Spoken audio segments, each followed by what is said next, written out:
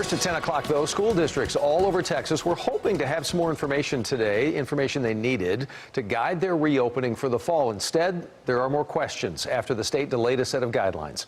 Good evening. I'm Doug Dunbar. Good to have you streaming live on CBSN DFW. If they're going to ask us to do that and make these sacrifices, the least they can do is involve us in the decision making and let us, assist in that process. A group of Dallas teachers tonight sharing their concerns with CBS 11 about having to go back to the classroom. They teach in Dallas ISD, and in their case, they say that the district is leaving them out of the decision-making process. CBS 11's Brooke Rogers sat down with a group of educators for a story that you will see only here on CBS 11. They are the front lines in the classrooms, often spending more time with children than parents do. And many members of teachers group NEA Dallas believe they should have a voice in the reimagined school year. We love our students, we want to teach, we miss them, but we're not being included. We do not have a seat at the table. We asked them if they wanted to continue exclusive online learning, and not one did. But a full return to the classroom, they say, feels premature. Who's got to do the temperature for everybody? Who's trained to do the temperature for everybody? Who's going to clean in between classes? Parents in the district may get to choose between in-person and remote learning, but these teachers say their only choice feels like their jobs or their health. We're the ones that are going to be risking our lives and their lives.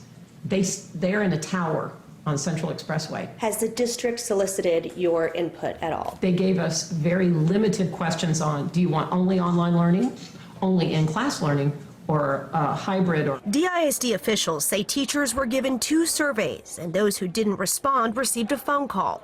One question was, are you physically able to return to the classroom? And I put that, no, I couldn't go back to the classroom. I'm not physically capable of going back to the classroom because I have underlying conditions.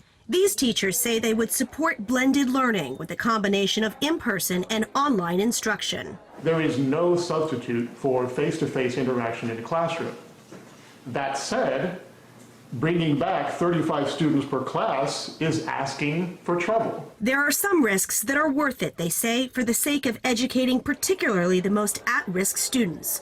But only if administrators will involve them in the planning of both academics and safety. I just need to be able to plan to know what my life, what my new norm is going to be. How and when are we supposed to get some answers as to what's really going on? Knowing a one-size-fits-all approach generally fits only a few. I don't think there is anything they can do to make me feel safe in the classroom. Brooke Rogers, CBS 11 News. Tonight, a Dallas ISD spokesperson told us that teachers will be an extremely critical part of planning, they say, when it comes to campus-level implementation.